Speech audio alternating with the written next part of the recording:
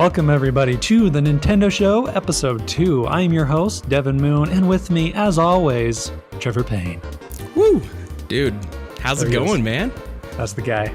Hey man, it's good to hear your sweet, sweet succulent voice. That's all I gotta know. Succulent, all right. I'm excited about this already. It's already getting sexy times over here, strangely, at the Nintendo Show. That's right, we have a name. Although you guys didn't know that in the first episode because I edited. The magic of editing. Yes, early in the morning I changed the name. It was a weird name at first. What was it? Something with two? It was two-player? Yeah. Two-player podcast. I don't know how no one has the Nintendo Show, Trev, but we did it. So success. I think we won. We won whatever that lottery was. We God or whoever you believe in is really looking out for us or something, because that's pretty crazy. Miyamoto. The great Miyamoto God. Oh, from on high. Thank you, sir. You've really done us a pleasure. What's running in the news? You want to run in that sweet news? Dude, absolutely. Okay. We got 3 newses. There's actually more than 3, but we're going to do 3 and give that a try. First off, Pokemon had a 24-hour live stream, so Pokemon fans from around the globe gazed at their computer screens for 24 hours, expecting the newness from Pokemon Company, in what was essentially a nature live cam, but with Pokemon. The stream showcased several Pokemon whose names I will now fumble. Pikachu, which I didn't. I might have. Nailed it. Morlul. Trevor is a Pokemon guy. I'm not, so this he'll tell me when I'm wrong. Maybe Phantump, or maybe it's Thump, Impidimp, Cottony, Shiinotic. I don't know about that one. Teased Rapidash, just by the sound, I think, was in there, and the Galarian forms of Ponyta were shown, as well as some shadowy kind of wolf Pokemon, but some think that Shadow was basically Ponyta. Since it was, since it was being teased throughout the stream, apparently you'd see like a little tail or something for a little bit, and so what, Trev, did you even watch this thing? You're the Pokemon man. Did you watch the stream? Was the weirdest thing. Yes. So obviously I didn't watch the whole thing because 24 hours is a long time to sit there. Yeah, that's a commitment. Right? Yeah, I'm not going to do that. But it was one of those things that, like, periodically I'd check in. Obviously nothing was really going on ever. But it was like this, like, as if a camera was just sat in like a Pokemon forest, and Pokemon would periodically like make a sound or walk by, and it was supposed to be, I think, to like reveal some cool new whatever stuff, like new Pokemon in the game. It was interesting. Like, for instance, like, first of all, can we just say the name Impidimp is kind of dope? That is a good name, I must say. Yeah. When I was looking at all these names, I was like, Impidimp. That's pretty good. I mean, they got that one right. I don't know who this character is or what he looks like, but I am a big fan of his name. Definitely. So imagine an imp. He came up to the screen. He like blew his face in the screen or something. Did something weird.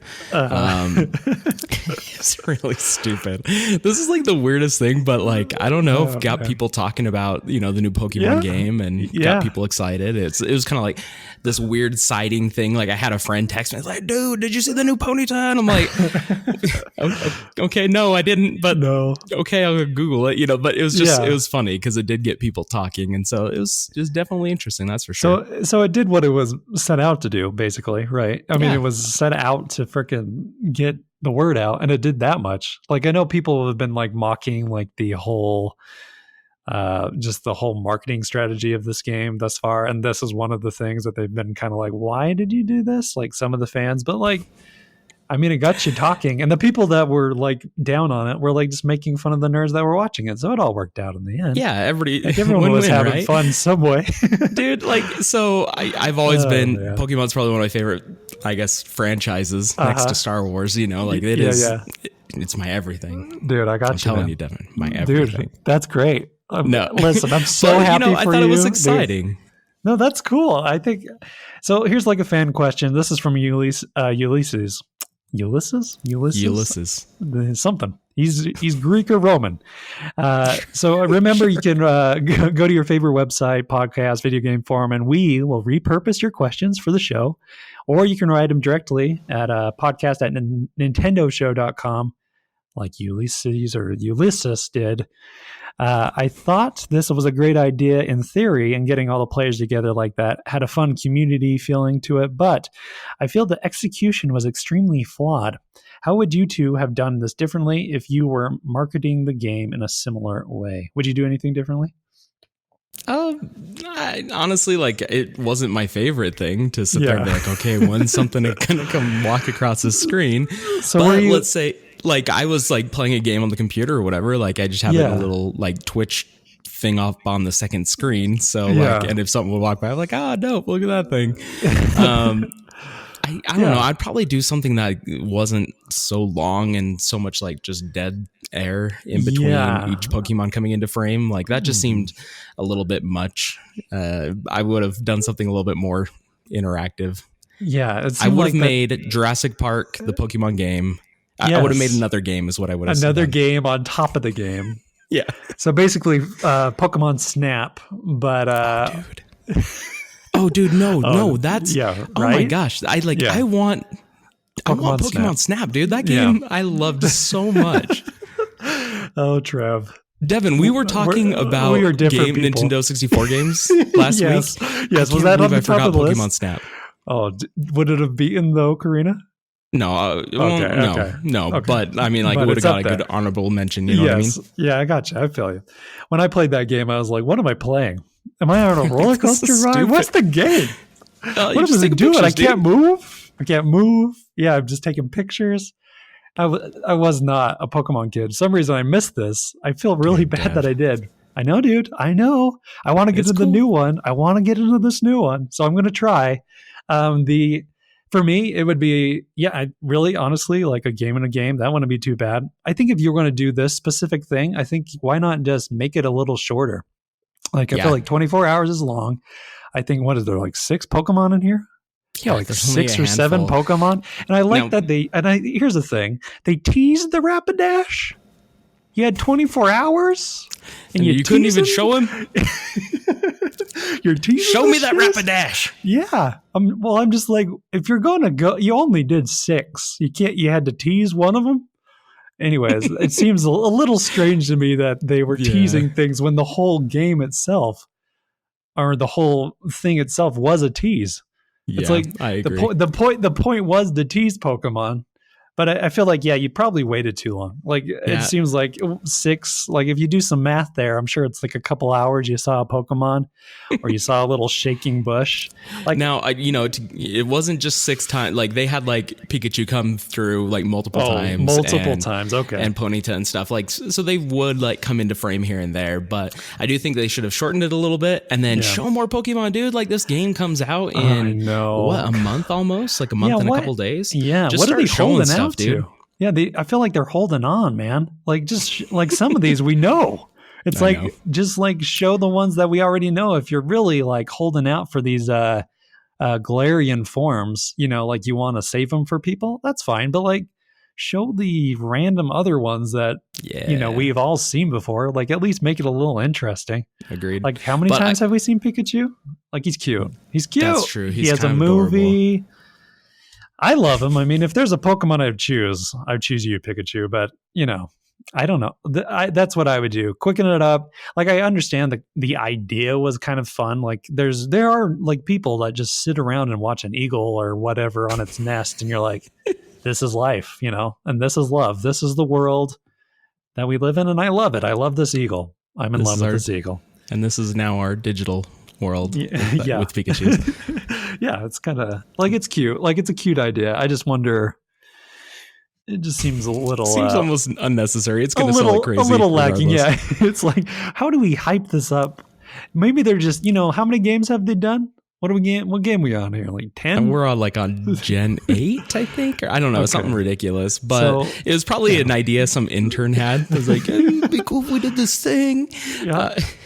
I like watching it's like 24 hours, man. Dude, I think the only problem with this maybe is that it might have been like, so when I saw it, I thought, oh, it's a 24 live stream of the game. Of like the game, right? Yeah. So in my head, I was like, oh, that's cool for Pokemon fans. That's cool. But I didn't know it was like, oh, it's 24 hours of watching 6 Pokemon roll across the screen. And you then see a Ponyta that I assume is more colorful than the last one. It's like rainbow colored, right? The last one was fire. Like, it's cute. Yeah, it's a cute looking Pokemon. Heck yeah. You add some rainbows on anything, it's going to be a little cuter. Agreed. But I don't know. Any other thoughts on this no, stream, that's it, dude. on this game? No, on the game, absolutely. But I think we'll dive into that when it gets a little bit closer. Yeah. We're coming close. It's one of my most anticipated games. Like, holy cow, I'm excited. I'm gonna pick it up. My little boys are gonna get it. We're gonna trade. We're gonna battle, dude. There's like 4-player raids and stuff in it that you do together. That's true, like, dude. That's like made for you guys. Yeah, that's made for you guys. That's pretty good. I'm excited for you, and I'm gonna give it a go. And I really hope I enjoy it, because I love when people nerd out to things. And man, do I want to nerd out to this thing, dude. I want to be a part of this group. I want to come nerd away with us, dude. You know, I want to nerd away, set sail on this ship. Number 2, Breath of the Wild 2 release date and title reveal ? For 4chan user Zil. I think it's Zil. Zyth? Sure. We'll do Zilth. Zyle maybe. No, I have no idea. Sorry. Everyone with these weird usernames. Listen, get a real username. I actually don't know. Bob 567 or whatever it is now. Zill claims to have Nintendo insider who has information on the upcoming Zelda game. According to Zill, the game will be titled Breath of the Darkness and will be running on the Switch 2 at 4K 60 frames per second. Zill also claims that the gameplay will feature both Zelda and Link. Zelda will play more of a support role as a sort of companion who will accompany Link throughout the game. So, do we believe in this rumor to be true? And do we like the name and the gameplay elements that Zilth or Zyle has presented from his holy throne, Zyle? All hail Zyle. I don't know where this guy's getting this information, but like, so this game, I want it to come out sooner than later. Today, yeah. I want to play it because I want more Breath of the Wild. I find the name is a little strange because I think it's too close. Dude, so here's the thing. I don't believe in this for a few reasons. I do think gameplay wise, I hope that's true. Like, I hope the Zelda and the Link kind of thing is true in a way. But they don't do it in a way that it's like Resident Evil 4 where the chick is dying or you have to carry her all around the world, or, you know, like a character that's just horrible that you have to carry around the whole time, or worried that they'll die and then your game ends when they die because the AI sucks. No, make Zelda competent. Please. Make Zelda like a like very hardcore and viable character. That would be awesome. Yeah. As far as like why I don't believe it, Breath of the Darkness. No way. Why would you call it Breath of the Darkness? Why not call it Breath of Darkness? What are you breathing that's darkness? Breath of the Darkness. It just doesn't sound right. Like, it just, if I was Nintendo, I'd just say Breath of Darkness. Zelda, Breath of Darkness. Take out the, and it sounds better. It just seems like they're going too quick. Or switch the word breath to something else, something of darkness. Yeah, yeah. I mean, maybe they're trying to, they or whoever is trying to, like, you know, tie it in because it is a sequel to Breath of the Wild. So maybe they're trying to keep the breath in there. But yeah, the darkness, it just doesn't roll right off the tongue. Other problem, 4K 60 frames per second. Not going to happen. Have you, So Nintendo the Switch is not even close to that. But like the thing is, they're saying like it's going to run on Switch 2, which sounds like obviously it's a successor to the Nintendo Switch, right? Exactly. I believe this, but also why? So Nintendo can't even do 1080. Like, they just started on 1080p games, guys. Like just barely. Like Wii U was their first foray into this, and I just feel like 4K already. That would be great, but I don't know if they're going to do it. 60, that's fine. I think the last one was 30 because they couldn't keep up with it, but they've done 60 games before. Like Mario, I think they can do 60 frames a second on like a Switch successor. I think, but the thing is, I think it's because I guess it's kind of the next question is the Switch 2. I mean, if it's going to be called the Switch 2, is it still going to be portable, right? Like a portable that docks? Well, okay, so here's one of the questions we got. So Nintendo Dude 23 asked, the newest Zelda rumor suggests that Breath of the Wild 2 will run on an entirely new console that doesn't function as a handheld Do you think the Nintendo will ever go back to a console-only system, or is the Switch here to stay? So that's a interesting question for sure. Yeah. I do feel like they have really struck a chord with people, like as far as like people enjoying that Switch capability of on the go, and I think that's what separates them from PlayStation, from Xbox, from PC. Yeah. I think that's their bread and butter, and that puts them in a whole different category that no one else really is competing. And I think it would be a poor decision to go to a home only console. I like these chipsets like that are coming out and whatnot, like I know like Apple's chipsets and stuff like in their new phones, like they make them just for Apple devices, obviously, but what they're able to produce and what those iPhones, those iPads can do is crazy as far as like the performance power. So, they're using the NVIDIA Tegra, I think the Tegra 1 chip or whatever it is. I'm sure if they keep getting, as technology advances, I'm sure they can get a device that can run 60 frames a second, 1080p or something, or 1440p even, or something like that. To think it can put out 4K just seems a little much, because even like my gaming PC will even struggle at 60 4K. So I don't know if that's necessarily going to be something we'll see in the Switch. I think that is a false rumor. I do think that it will come out on Switch 2, and I think that they'll do a version that will also come out on Switch 1. Kind of like the Wii U Breath of the Wild on Switch and Wii U. And I wonder, so Nintendo, what they've made here with the Switch for me is the iPhone. They've made an idea so novel that they don't need to go anywhere now. Does that make sense? Like, there's absolutely. Like the experimentation of Nintendo. I love it. Listen, I love like Ring Fit Adventure and all this craziness. That's fine. Like the Labo junk and the Amiibo and all this crazy stuff. That's fine. That's cool. But they've hit an idea here that is too perfect to just stop. Like, you can't stop here. It would just be weird to have them be like, okay, here's your Switch Lite, which is only on the go now, and then here's your console only Switch. And they've already, and this console, and this makes it sound like Nintendo wants to compete on a level that will be PlayStation 5, Xbox 2. Yeah. Like, it's not going to be, and that's never been Nintendo, like, ever. Like, maybe they're changing their mind because they're seeing that third parties are getting more popular on their platform. But the only reason it is because of the Switch feature. Like, if Nintendo fought in that ecosystem against PlayStation and Xbox, they would get murdered, only because online is horrible. Yeah. They are so far behind that if you got on a console base, you guys would just get mowed down. Like, Xbox is way ahead of you on online.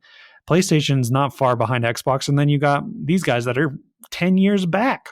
So it's just, if you're competing on a third party basis, and that was the whole reason for making a more powerful system like that, just a console only, you're not going to win that. You've already tried that with the GameCube. You didn't win, So for me, I'm like, if you're going to make a Switch 2, yes, it's going to be more powerful. Is it going to be 4K? No, maybe it's going to be like make it so it looks 4K. What is that? Or like upscale to 4K. Maybe it could do something like that. There's some systems that, or some handhelds that are starting to get to that quality, especially like our phones and stuff. But those are expensive and things like that. So if we get a new Switch, I wonder if it will be a Switch Pro. And if it does come, I'm wondering if that will be right when the PlayStation 5 starts to come into the market and the Xbox 2. Right. Well, and the thing is, like, those consoles have, like, I believe they've confirmed, like, they're coming out next year. Oh, yeah. So I think just recently PlayStation 5 was confirmed completely that it was 2020. And I know with Xbox Project Scarlet, or is it Scarlet, right? They've been talking about, like, how it's going to be coming out in 2020. And so we're going to see some new consoles from them. But again, I don't think Nintendo necessarily needs to worry right now, because they have such a unique thing that yes, graphically these games aren't going to be as crazy, but when it comes down to it, like what I put in my bag is my Switch, and I take it everywhere with me. I dock it when I go home. I play on it.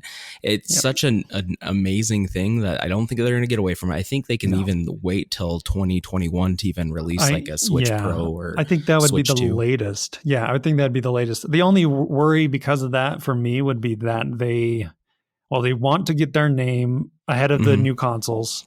So, or that they want to say, hey, we can play these games that are a little more powerful looking, so they don't look so. Because when the next gen comes, I feel like we might see such a leap that we'll be like, oh, the Switch is not the same, and we can't rely on the ports anymore.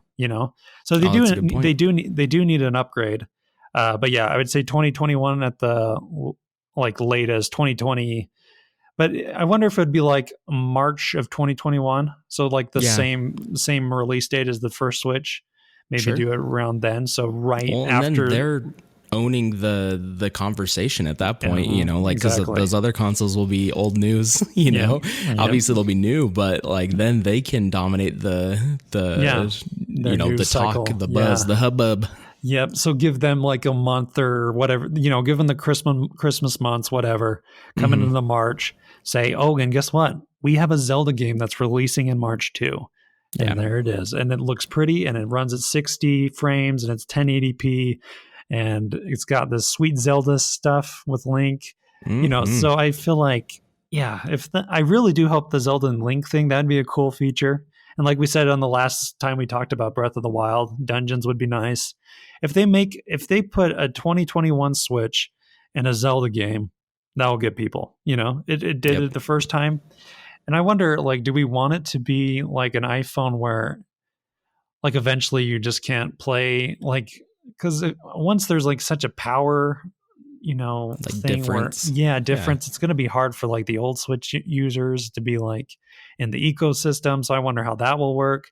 So it's going to be a little confusing once we start getting these different Switches, which I hope we do. It's just going to be, the marketing is going to be a little muddled when you're like, oh, I can play Cyberpunk 2077 not very prettily on my Switch too, but my old Switch can't run it, something like that. Right. So it might be interesting to see where this all goes. Well, like the thing is with like a phone, like the iPhone, every year a new one comes out, and as they get older, they struggle or can't play certain games or applications and things like that. But typically, like they go buy this app or whatever, and it's a couple bucks, if that, and it doesn't work, like, oh, no big loss. Yeah, it's all good. Nintendo would have to be like, do some crazy like marketing on like the box saying, hey, this is compatible with XXX this, but I think it'd be too confusing. I think they need to do like a hard cut. I know. The Switch 2 can play the Switch 1 games, but then also can obviously the new stuff. So I don't know. It'll be interesting. It'll be cool to see. That's true. It'll be, new console season. It's crazy. Kind of amped about that. Yeah, me too. That's pretty fun. So news 3, Doom Eternal delayed. Id Software announced today, October 8th, the highly anticipated first-person shooter Doom Eternal will be delayed to March 20th, 2020, nearly 4-month delay from the original release date of November 22nd of this year. This news should hit Switch fans especially hard since the game will now release after, that's quotes, the newly announced delayed date, meaning there is no date for the Switch version, and it will no longer release a day and date as formerly planned. So that is bummer. Yeah. That was that was one of the last big games, especially for like Xbox and PlayStation guys. Sure. Like, I mean, now I'm trying to think if there is anything past November for them to really look into. Yeah, not really. Yeah, not that I think Star Wars will be before then, and like all the other ones. So it's kind of sad for everyone, especially like Switch owners, not knowing again where things are. That's always fun. Barefoot Bowser asks, with Doom Eternal's delay and lack of release date for the Switch, I've made my decision to get the game for my Xbox One when I was originally planning to get it for my Switch. Do you think it would be possible for Nintendo to somehow incentivize developers to get their games out day and date for this exact reason? So he's basically switching to the Xbox One just because it's not coming out day and date. So Do you think there's a way Nintendo could even incentivize people like this? I don't know. I don't think so. Like, I think it is a bummer for, for Nintendo at least. I think for fans, like if they can just get it on another console or system or whatever, sure, whatever. Not they might have been excited to have it portable. But like honestly, I played Doom 1 on Switch and it wasn't bad. It functioned, but horrible.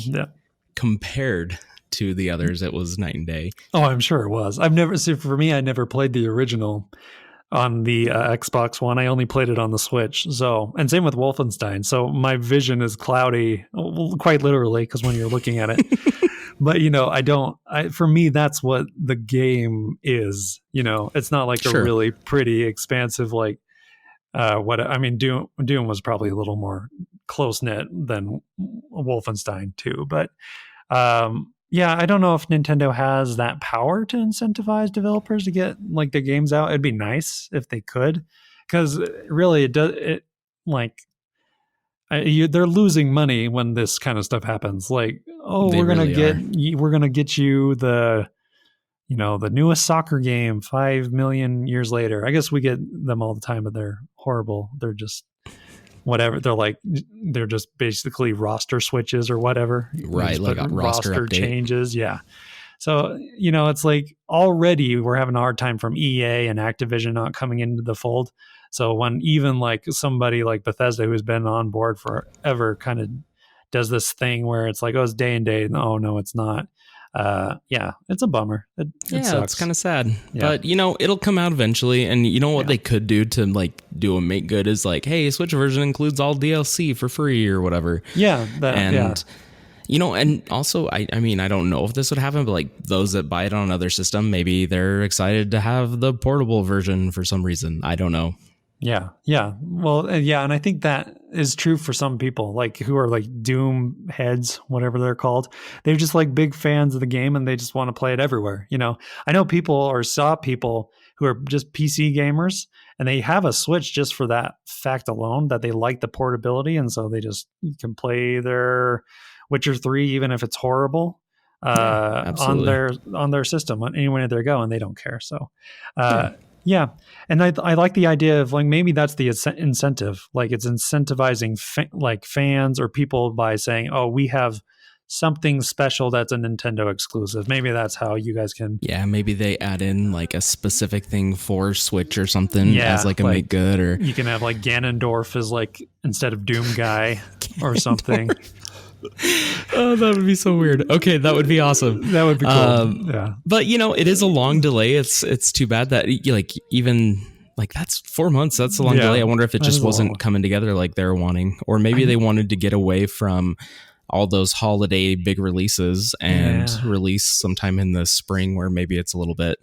I'm trying to think, because I think spring is even worse. I think spring is worse. Right. It's February though. That's like February is like loaded. Crazy bad. But it's like tons of PlayStation games, and it's like Last of Us and 2077's in there, and a whole bunch of others that are all in the spring because they're all trying to get out before the new console. So it's too many games, obviously. So it must have been something with like they just obviously didn't feel like it played the way they wanted it to. So and you know what, if they don't feel that way, totally cool with it. Like delay your game, delay it all you want till you can release the game that you want to put out. Exactly. There's no reason for us to have a worse Doom.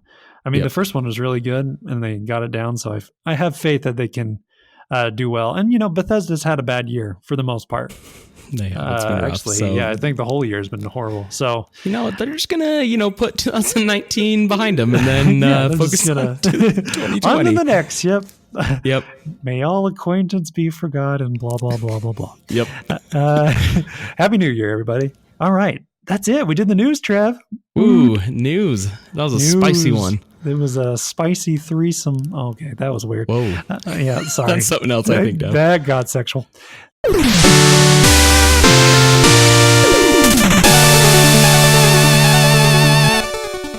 We're gonna do a little thing here. Who did it better? It's a little game we're gonna play.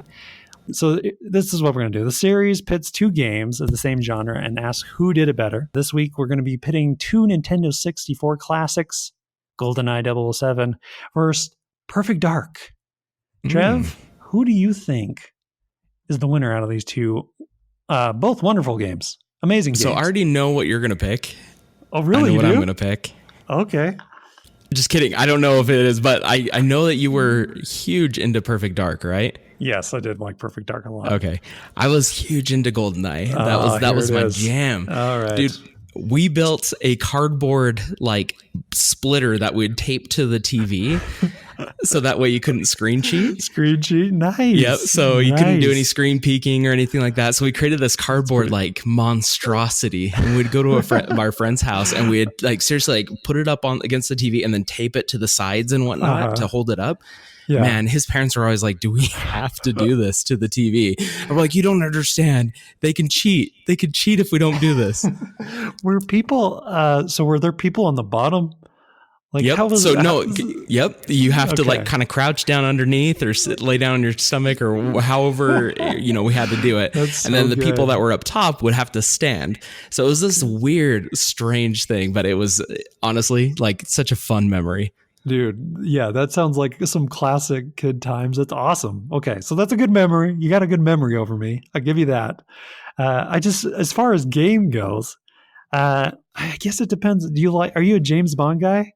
Growing like that up, IP at all? Yes. Okay. I haven't like the latest stuff I could care less about. Okay. But I do. I think it was with the stuff with like Pierce Brosnan or whatever. Yeah. Uh-huh. Yeah. Like I super into it as a kid because I just thought that guy was so crazy cool with his gadgets and things like that.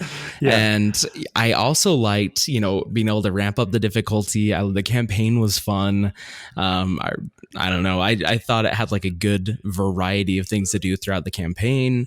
Yeah. And the multiplayer modes were crazy, dude. Like, that's true. I remember we would play like only those like detonation mines or, like different things like that. Or like, Golden Gun. And so like, it's just fantastic game. Yeah, that you got me with the detonation mines. I have memories of just stacking those bad boys like super high.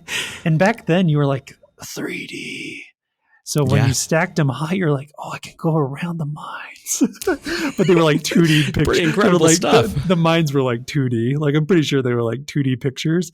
But dude, they were just like stacking on each other. And I was like, this is so cool. And they'd be like 100 high. Yeah. And then you'd light that bad boy up and see what happened.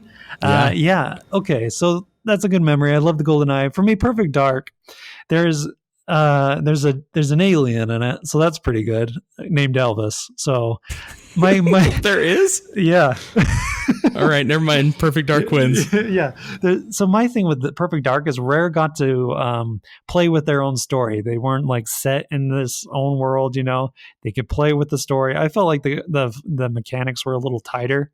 They were still similar, but it just felt a little nicer.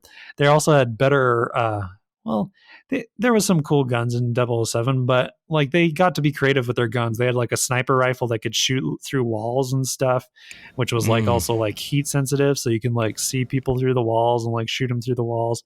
I don't know how fair it is in multiplayer, but I'll tell you what, it's a good time in single player. Like really cool ideas, like laptop gun, which was really cool. Every gun also had like a secondary feature. So it did one cool thing, and then like you would throw the laptop gun. I think it was the laptop gun, and it'd become like a turret. Anyways, and it would start shooting. Yeah, turret. Good. What am I saying? Yeah. You okay there, buddy? Yeah. No, just having my normal podcast stroke. Halfway through the episode. Next week. See how I'm doing. Yeah. So there's that. So each one had like different features, different kind of ammo kind of stuff. It was, I thought they were just allowed to be more creative. They didn't have like vehicle. Well, no, they did have vehicle stuff too. Like little hover vehicles you could just roll around in. They had like a cool, like the first levels are really cool. Like city, like dark city kind of feel. Like I liked the look of it. I don't know. It had a girl protagonist. That was cool. There's not many of those. That is cool. Yeah, well, I don't know. The more you talk about it was better. Yeah, I think you were right. Like, I never got super into it. I think 'cause I was too busy playing 007. But because like Perfect Dark came out after, and so I think they learned a lot from late. 007. Yeah. And I think you're right. There's something about having to stick to like a license, like whether it's James Bond or whatever it is, that kind of keeps you hamstrung to certain requirements, ideas, where when it's their own story with Perfect Dark, they can just kind of do whatever they want, which is kind of cool. So I mean, I'm not saying it's a perfect story or a perfect game, but it is perfect dark. Perfectly dark. Yes, it totally is. And sometimes it was too dark, maybe, as far as like I couldn't see what I was looking at. Anyways, I think overall, I think it might be a little better. I think multiplayer wise, I really do have more memories with 007. I think single player wise, I love Perfect Dark. Co-op, they had co-op on 007 or not on the single player? I can't remember. Honestly, I'm not too sure. I can't remember. I know Perfect Dark did. It was the first one where I actually got into a game and actually played co-op with my dad. So that's a big start of memories for me, is just playing co-op with my dad. The more I think about it, it did not. Okay. There's a nut. See, anyway. So that's for me. It's Perfect Dark. What's your final vote, Trev? I know you were final thinking you were vote. Switching. You're quite the salesman there, dude. I think you got me convinced. Goldeneye is always going to be in my heart as far as like a first-person shooter on a console that did an amazing job at the time. But Perfect Dark, I think you sold it, dude. I think the originality, I think the secondary abilities on guns. That sounds awesome. Yeah, absolutely. Okay, cool. Perfect Dark, dude. You win. You did it better, Perfect Dark. So we basically, need some kind of like jingle, like a we did, something cute. The Goldeneye. Not to hate everybody. Listen, they're both good. They're both good. In this segment, we're gonna be competing against like two really good games. So it's not like we're saying one's better than the other too much. Okay. Here's another weird thing. Just a little factoid. Halo came out 1 year after this game, Perfect Dark. Did it really? Yes. Wow. And that game plays 100 times better. No, isn't that crazy? That is insane. Isn't that insane? That's straight up crazy. Like to think about that only came out like a year later. Yeah. It's because like it is a whole generational leap forward for first person shooters. So that's crazy. Crazy. Yeah. Huh. Like visually and just the way it moves. And the way it controls the two sticks, all that, like lots of stuff. Yep. Like I feel bad for people who had to make games for the 64 sometimes because man, that was a wacky controller. It definitely stands out in a crowd, but it definitely stands out in a crowd. But it had the joystick. It was first with a joystick. Gotta give it that. Yeah, dude.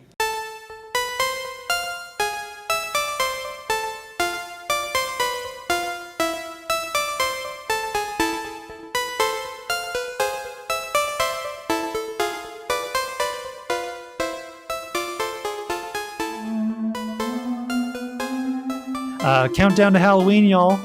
This week's game I am going to give for you guys to give a little peek is Little Nightmares. Here's a little taste of what it's like. Immerse yourself in a dark, whimsical tale that will confront you with your childhood fears. Help Six, which is the name of the main character, escape the maw, a vast, mysterious vessel inhabited by corrupted souls looking for their next meal. So basically, this game is it's a Limbo-like or an Inside-like, but with really creepy art style, visuals, pretty disturbing stuff. But it's cool. I think it would be. I don't like it's scary, but it's not going to full of many jump scares that you're going to be like, oh. It's more like, oh, it's Halloween spirited. Anyways, we're counting down to Halloween. If you didn't know, y'all. Yes, very into Halloween. I love it. So I love Halloween. I love the dressing up portion of it. I love the candy. I love, but it's just the spooky stuff. I struggle. Just the creepers. Yeah. Yeah. But so I was looking through the show notes and I saw that, hey, you were going to talk about this game. So I was like, you know what? I remember vaguely seeing it. So I went and looked up a YouTube like gameplay or like a trailer or something. And it looks so cool. Yeah. The art style is really neat, and you're right. It's kind of disturbingly creepy. Yeah. It's like, just the fact that they're all trying to eat this little girly character. Anyways, it's just I just like the art style really like Limbo and like Inside, really like sells it. And I think it has that same, physics based kind of stuff with it's a platforming ish type game. Right, side scrolling platform kind of style with heavy puzzle elements. So if you're into that kind of stuff, go check it out. I think it's got pretty good reviews. I can't remember what it ended up. I should have looked it up, but yeah, Dev, I would suggest this is a scary game. I'm gonna tap into. I think I'm gonna download this and give it a shot before Halloween because it does look really cool, and I think I can handle it. You can do it, Trev. I believe you, man. I'll come back and give an essay. Give a full report. Yeah, Dear full teacher. report. Inside scoop.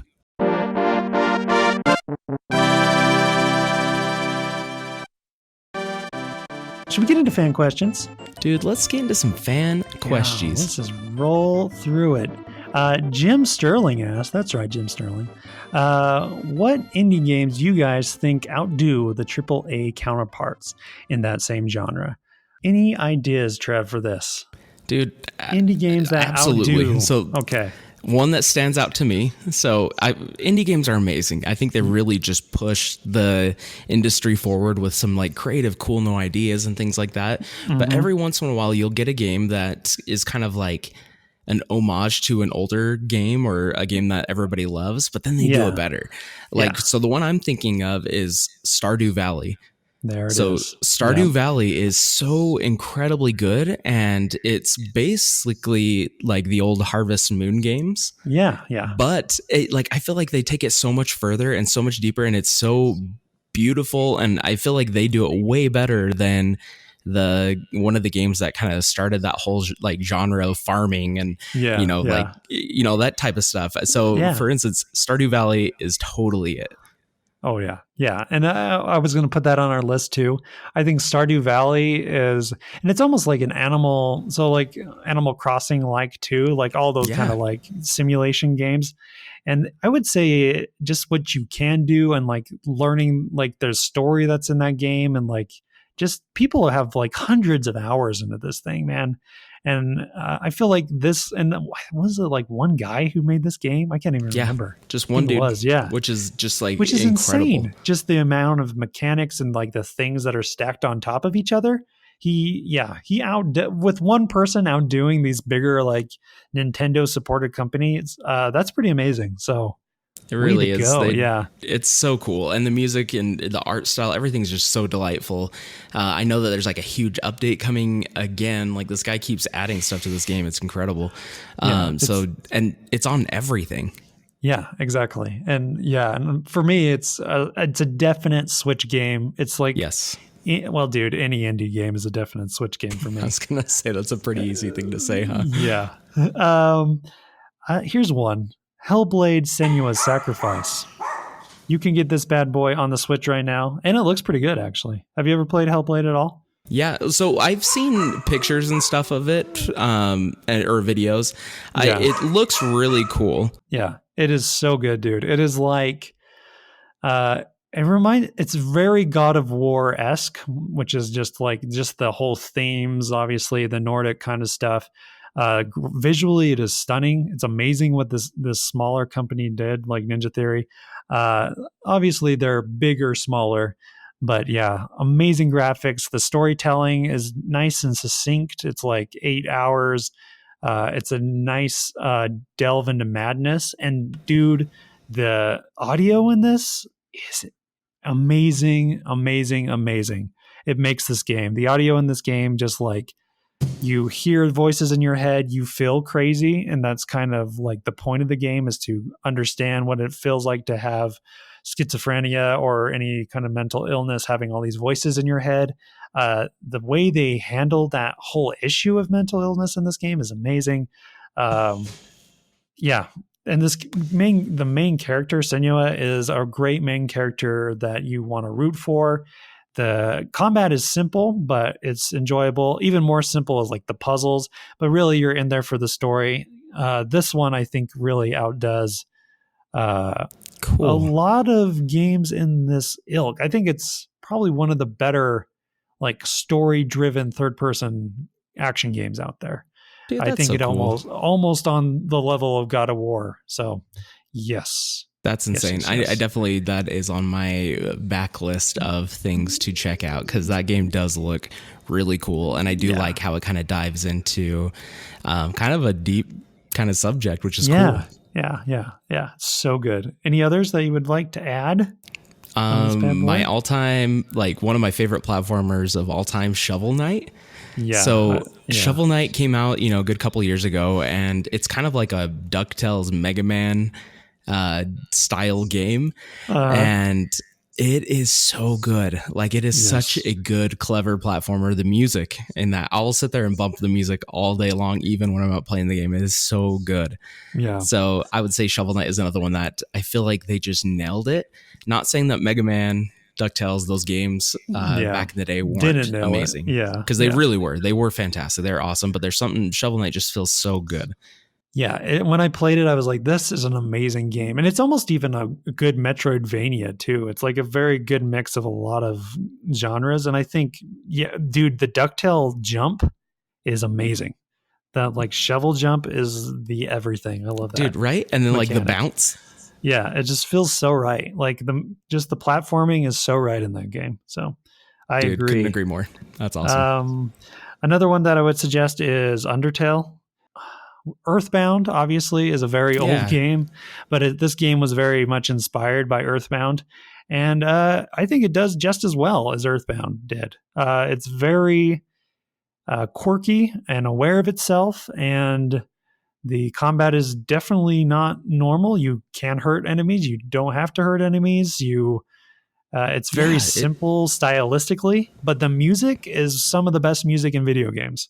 The guy who made this really talented musician, he got hired for a game recently. I can't remember what it was. Like, we'll have to have like a music section or like a music episode or something, because just go through. There's so many good tunes. I think like with each of these, we've said like, oh, the music is awesome. Yeah, it's like crazy good. So I think they're a good ringer for like an Earthbound. Like, I feel like they almost, I don't know if they beat it out for me, but it's real dang close. It's really That's close. Awesome. So. Yeah. Very cool. Yeah. Any else? Or is that No, it?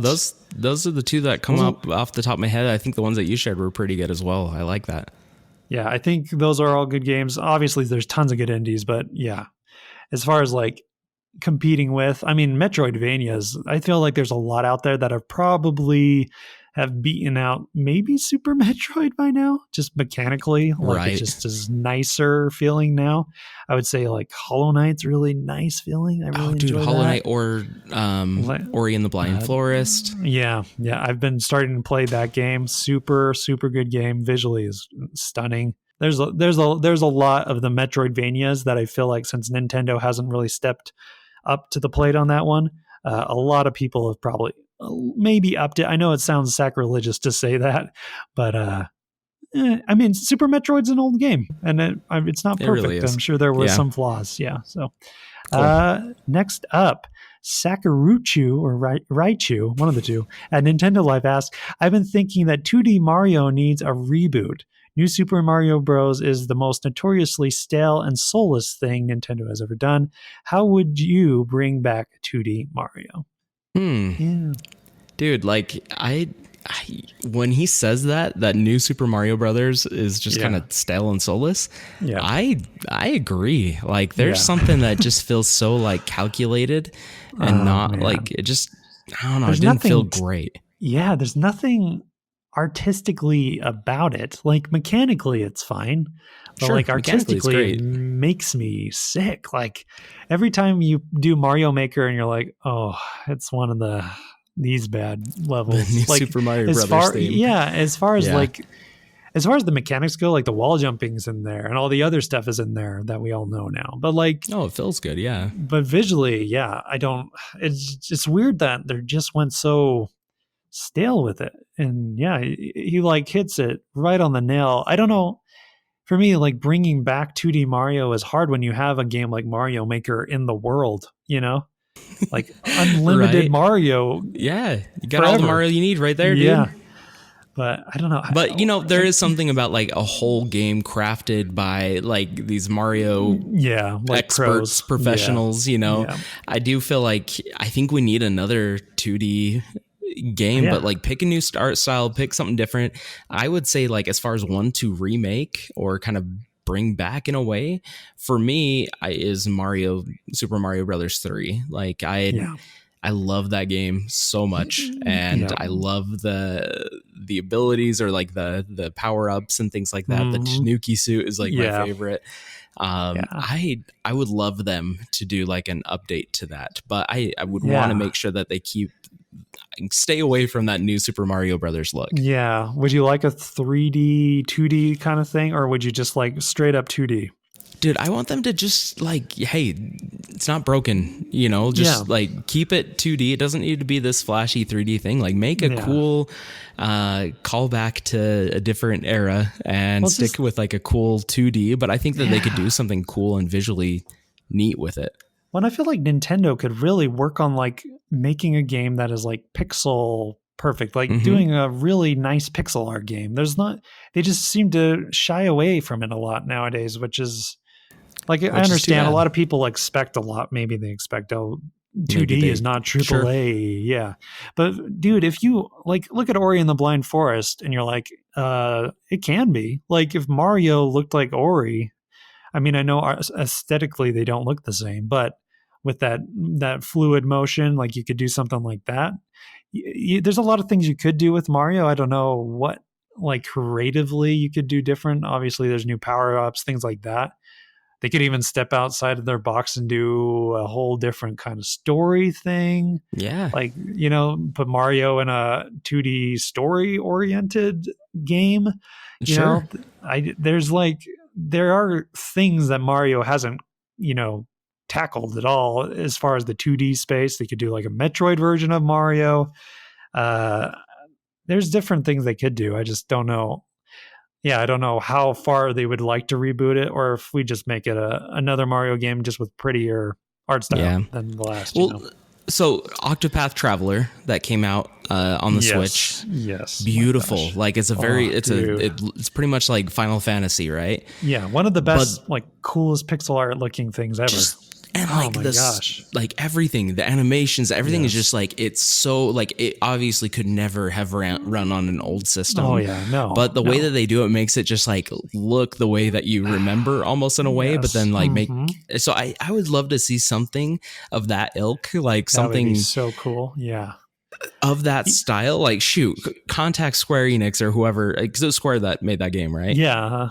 Like I don't know, whatever their art people like, be like, dude, make us this is how Mario jumps. All right, now make a dope game. Now make a game, dude. That would be so cool with that kind of 3D perspective within a 2D, within a 2D layout.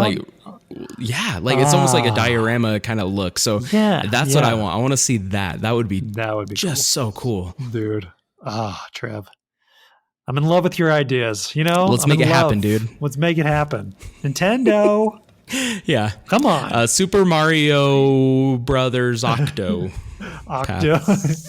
I don't know. Obviously, I'm no good at picking names because it took us forever to decide on the show name. To decide the Nintendo show. Yeah, you know, real creative. But we got there. Yeah, we got there. No, dude, I'm in love with that idea. Oh man, please, Nintendo. And the rumor also was that they were hiring for that kind of stuff. But obviously, they're hiring for Marios like that. Come on, they're always hiring for Mario games. But yeah, we haven't seen a 2D for a while, so we'll see. Cool. Sam Scoop asked, with Jeff Kaplan wanting to put Tracer or any of Overwatch's 31 characters into Smash Bros. Ultimate, it makes me wonder, what 5 video game characters would you choose for the new Fighter Pass? So as we know, the Smash Bros. Are having another Fighter Pass after we get the last fighter. I don't know where he is or she is or what they are. But yeah. When you said like, and the Smash Brothers characters are, and I was like, oh no, he's gonna name all of them. I was like, okay, I'm gonna dip out for 5 minutes. Ryu. No, yeah. We're not going through all 70 something. How much? It's like 70 something now. It's unreal. Like there's so many. Insane.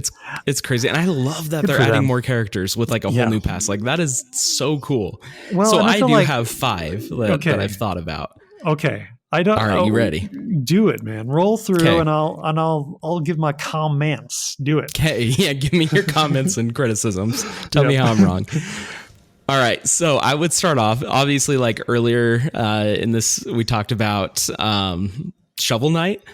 So Shovel Knight is like an assist trophy in Smash Brothers, but I would love them just to give him just a character because they already have like an amiibo of him. Like obviously Nintendo loves Shovel Knight, even though Shovel Knight's on everything. But Shovel Knight is such a cool, unique looking character, and I think he could have some cool abilities because like he could jump on people's heads with his shovel and like do like a cool bounce thing. He could do like this ground slash where he flicks his shovel up and it shoots like that kind of like beam across the floor at the guys. Like I think there could be some really cool stuff with Shovel Knight. So Shovel Knight would be my number one. Yeah, I would agree. That's awesome. Yeah. Number two, I was thinking Cuphead. Cuphead, like, dude. Yes. Microsoft Cuphead. And Nintendo have been playing so nice together. Yeah. And especially with like Banjo-Kazooie and then Cuphead, an Xbox exclusive coming over to the Switch. It makes sense. Like bring Cuphead. Dude, that's a good one. He could do his cool little like shooty thing. And It's very similar to like something like Duck Hunt Dog or no the Game & Watch. The black Game & Watch, Game & Watch, that'd be awesome. We don't have enough Game & Watch like 2D sprite characters, so that'd be cool. And like those kind of old school looking, and then they could also keep his weird old cartoony animation that they did so well in Cuphead. They could like somehow make that work within the game. Oh, dude, and imagine the level that he'll come with. Dude, oh my gosh. Like, and you'd have like some of those maybe boss characters that come in. With the carrot head and all that stuff. Yes, that'd be so please. Good. That would be good, dude. Nintendo, Microsoft, make it happen. Like that just seems like a match made in heaven. You're a dream maker. Keep it going. Keep those dreams coming. Okay. Oh man. Now this is where it goes downhill, but I'm excited about it. Here's the nightmares. All right, next one. So as you all know that I love Mega Man, I would say Proto Man. So do you remember which one's Proto Man? Don't, because I can't beat Mega Man because I'm a real withy baby boy. I can't do it. It's okay. He's red. Okay. He's got a big red shield, and he has like a yellow scarf cape thing. Okay, I've seen him. Yes. Okay, so I want him because I think he's dope. He has a real deep backstory. So I mean, like, do we want to spend 15 minutes talking about Pro Man's backstory? Well, I don't know if we want to go 15. Give me a synopsis. No, it's okay. We can move on real quick. He basically got programmed, and he was bad for a little bit, and then he got beat, and then Proto Man saves Mega Man. And then Dr. Light fixes Proto Man, makes him better, and then all of a sudden he's kind of like a big brother to Mega Man, and he's a good dude, and he's always looking out for him. He's always watching in the looking up, waiting for something bad to happen. I'm glad you're into the lore. You're down in the lore. You're digging deep. Good stuff. Dude, way deep. It's because like hardly any of that was in the games. I read a bunch of Mega Man comic books. Where are you getting this stuff? That's pretty good. This is my fanfic. That's awesome, man. No, I'm just kidding. I read it in a comic book, I think. Well, the other thing I was thinking is that it would work because usually there's like a villain for each of these characters, and he's a villain dash good guy. Right. So yeah, I like it. Okay. Yep. So Proto Man, put him on. Next, Proto Man. Next would be Goku. From the Dragon Ball Z's. Yeah. I mean, I think he would be fantastic. He has a bunch of cool abilities. He looks real dope, super powerful.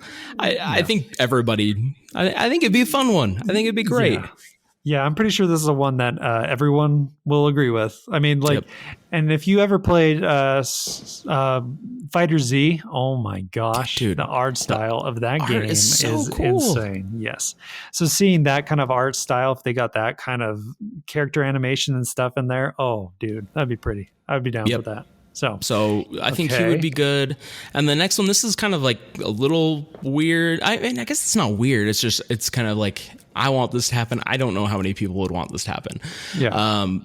It's from Breath of the Wild, so obviously popular game, but it's one of the champions. So it's the Goron champion. Daruk. You want the Goron? Okay, cool. Okay. So because I don't know, he's just like hefty. He's got that big old like sword thing. He's got this cool chain thing wrapped around him. I think he could do something cool as far as his abilities, and I think he would be a really cool looking character on screen, just because he's a lot bigger than the other ones, and plus, like, for some reason, Goron are my dudes when it comes to Zelda. So, all right, Lord of the Rings, dwarfs, yes, Zelda, Goron, and so there's a theme here. The stockier, bigger guys, I can relate. Hey, good for you, stocky big men in your life. No, dude, I could see that. The one that I remember the most is the bird guy, and I was going to say him, but then I was like, well, he looks like Falco, so maybe not. So Falco with the bow and arrow. Yeah, basically a little scarf. There we go. But I think Falco had a scarf probably. That's a good list, dude. I like not it. Not too bad. That's not too shabby. I'll add a few just because I didn't come up with a list. I would like to see some girl representation. We don't have much. I think most of them have all of them been boys. I mean, a good majority. You mean as far as like these packs? As far as the new packs, right? Yeah. The new characters? Yeah, they've all been boys. Dude, no, Banjo-Kazooie, one of those is a That's girl. True. I think. One's a girl. I think Kazooie. Bird. Yeah, is that Kazooie? Yeah, I think so. Yes, it is. Good job, Kazooie. You made it. Sorry. There is woman representation. Check facts, check my facts. I'm sorry. Tell us we were wrong in the comments. I would like to see like Tomb Raider or somebody like pretty famous, and like maybe old school Tomb Raider, possibly. Okay. Like the old PlayStation Tomb Raider. Like the old Lara Croft. Yeah. Or maybe she has like a costume that does the old Laura and like you have the new Laura and stuff like that. Cool. I know. I understand like there's no guns or whatever in the game, but that's not true. Bayonetta has like 4 guns, man. She's like shooting out of her feet. So there's that. Other ones I would like to see, I'm not sure. Master Chief, of course, has always been a dream. I love me some Master Chief action, so let's see him in there. That's probably all Master Chief would be cool. Like I don't know, that would be neat. That'd be another cool one. He was in I had like the Dead or Alive games. He was like in like Dead or Alive 4, I think. That's right. Not really. Like, it wasn't him. It was like a girl version of him, but we knew it was him. You know what I'm saying? It had a female I think it was voice. Like Cat or something. It was like another it was another Spartan. Yeah, it was definitely his like armor, but like they were like, oh no, it's a chick that we made for this game specifically. Anyways, it would just be cool to see this towering, like he's huge, like he's like 7 foot something, just this giant man robot coming at you. I'd be down. That'd be cool. Yeah, he could throw sticky plasma grenades. Yeah, you got the sticky grenades. Lots of gun people. Anyways, yeah. That's the only 2 that I can think of right now out of the top of my brain sickles. So there it is. Dude, I dig. List it up. Yeah, I'm excited. For every time I see a new character, I'm like, that's pretty cool. Like Banjo-Kazooie was awesome. Like there was a lot of cool you off off guard and yeah. Dude, it makes you wonder when are they gonna actually like bring Waluigi? At this point, it's being kind of like a silly joke of like, we're not including the crap out of this. Yeah, they were putting out Piranha Plants before that guy. You know, yeah. Although Piranha Plant's a sick character. Yeah, at least he's fun to play. He has a cool moveset. Agreed. Yeah. Okay, that's it. Thank you, fans, for your questions. Again, send us them on any form you like, and I'll find them.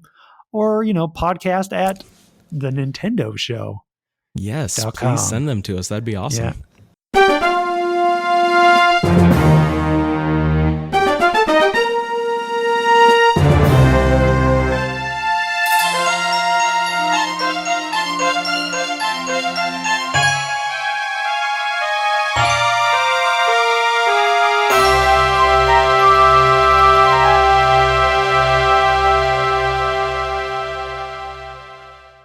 Let's go through the releases real quick. October 8th, we're looking at The Call of Cthulhu, Asphalt 9, Alliance Alive HD Remastered, Trine 4, which is at 80% of Metacritic right now. If you've never played, have you played a Trine game, Trav, at all? Yes. So I've played 1 and 2, fantastic games. I tried a little bit of a 3. I didn't really love it. I'm kind of amped about this one. Oh, yeah. What is it look better than the third one in any way, or is it? Yes. So the third one went like a weird direction. So they've always been a side scrolling, like it was like they're like a 2.5D where it's like a side scroller, but it's obviously done with 3D characters, but there's no depth to the gameplay. Like it's all on a linear plane. 3 got really weird where you would start dipping like in and out of the environment. Also, there's like these weird third person views, and it just didn't feel right. It felt weird. It felt off. Yeah, that's interesting. Yeah, I think that's the one I played. I'm pretty sure I played Trine 3. I thought it was pretty. like, but it wasn't like blowing me away mechanically or anything. It felt fine. But yeah, if you're into the trying games, I mean, obviously someone is, because this is the fourth one. So the fact that, the games are fun to play alone, but the most fun I've ever had with the trying game is playing with other people. That's the difference. Is it a 4-player co-op on that one? Yeah, they're doing up to 4-player. Like they've always been 3-player because you have the 3 specific characters, but they're allowing 4-player. So they're gonna have like an old school, like traditional multiplayer mode, and then they're gonna have like an additional mode where you can do up to 4 people. Okay, that's pretty cool. Yeah, anything co-op. Sometimes, some games are just made for that kind of stuff, like co-op, Borderlands, things like that. It's like it's a lot nicer when you have a team. Usually, Yooka-Laylee and the Impossible Lair has come out on October 8th. 82% on Metacritic. This is actually getting a lot of good reviews from a lot of people. People are really enjoying this. It's like a 2D. So Yooka-Laylee was the Banjo-Kazooie guys that made their own 3D platformer, and now they're basically aping Donkey Kong Tropical Freeze, but it's actually working well for them apparently. That's cool. I think way higher reviews than last time. It looks really cool. I don't know how much it cost. I don't know if it's a $20 or $40 game. $30, I believe. I think it's $29. Okay, so that's a pretty. It's pricey, for what it little is. Game. I think so. I think the other one was 40. So this is not bad. And if you compare it, like a lot of people are comparing it to Donkey Kong Tropical Freeze, and they say this is pretty close to it. Like it's actually up to that level of goodness. And for like half the price, it might be worth it to go check it out. Dude, I think I'm cool. Like we're always talking. Yeah, I'm always looking for a good platformer, and that sounds cool. I think because I really like the characters. I thought they looked really cool. I just couldn't get into the Yooka-Laylee kind of Banjo-Kazooie 3D platformer game. I had a hard time with it. Yeah, me either. I think I went back into Banjo-Kazooie recently, and I was like, this is not what I remember it being. I just, I was good. Like, I'm all right, because I played the rare replay thing. I was like, it's fine. Like, it's fine. Yeah. But it's not like Mario 64 where I could jump into it and really enjoy it. It was more like, I have some memories with this, but it's not quite to that level. So I understand. This Friday, Killer Queen Black, which is like a super popular arcade game that has like, it's just like weird multiplayer wise, right? It's like I need this game. Is a 6-player cabinet? I can't remember how many people I believe so. play it. Have you ever played Towerfall? No, I think it's an 8-player cabinet, and it's a 6-player game now. I can't remember, but I have played Towerfall. Yeah.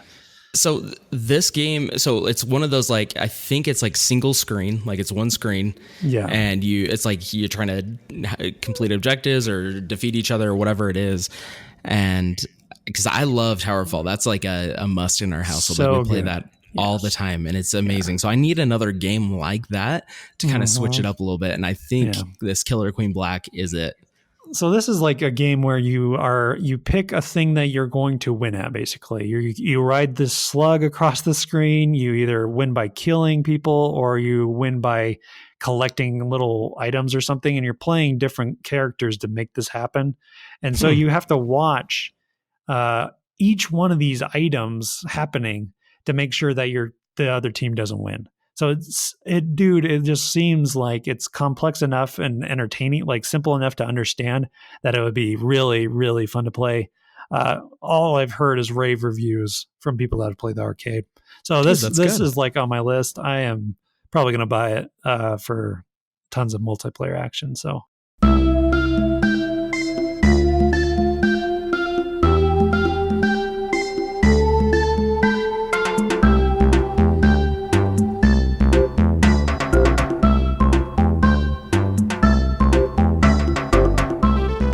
So it's time to end with some recommendations, our final recommendations. So we give you something awesome to check out in the video game world or otherwise. Trev, what's your recommendation this week? Okay, so my recommendation is, if you got yourself one of them sweet Netflix subscriptions, which I think the whole world does, my recommendation is to check out the show Dark Crystal: Age of Resistance. Yeah. So there was that Dark Crystal movie, back in the day. It was creepy as crap. It was 80s classic, creepy as crap. Dude, so good. And it's Jim Henson. It's all puppetry, and had like a really cool story. I really enjoyed it. It had some good lore to it.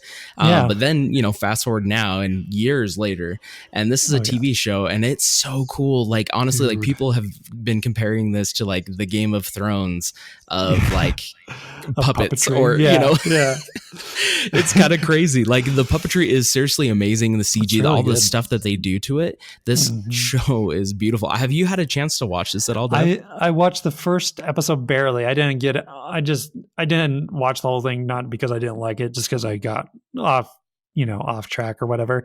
But yes, like puppetry looks amazing. Like I never watched the first one, so I don't know like the deep lore, but I could tell that there's actually a lore to this world, which is impressive. It's hard to like mix lore to any world, you know, when people have that kind of stuff. So that's really cool. Like it's just watching it, you're like, this is pretty impressive. Like, dude, it's so cool. I don't know how they do this stuff. I couldn't recommend it enough. Please go watch this show, everybody. It is awesome. I want them to make more because it is, the lore's so deep. So anyway, it's so deep that like right now I'm in the middle of one of the books. Like, oh really? It has books? I don't read. If it's not a comic book, I'm good. And dude, that's great. I'm deep. I'm deep into that Dark Crystal lore, dude. That's awesome, man. Oh, Trev, the Mega Man and the Dark Crystal. It's got you hooked. Dude, I got some weird interests. All right. No, that's awesome. I'm like, I really want to go back to it, so I think I will. I'm going in, Trev. Cool. I'm going in. I'm gonna make you have another season of this bad boy. Awesome, dude. I appreciate that. If anything, just turn it on, let it play. Just let that bad boy run. Yeah. Yep. My recommendation is an oldie but a goodie, at least to me. Star Trek: The Next Generation. This bad boy is on Netflix, and guys, I have never been a Trekkie ever in my life. I always thought it was below me. I'm a Star Wars guy. I'm not a Trekkie. Right. It's below me. Give me a break, these nerds and their Trek. I was totally wrong.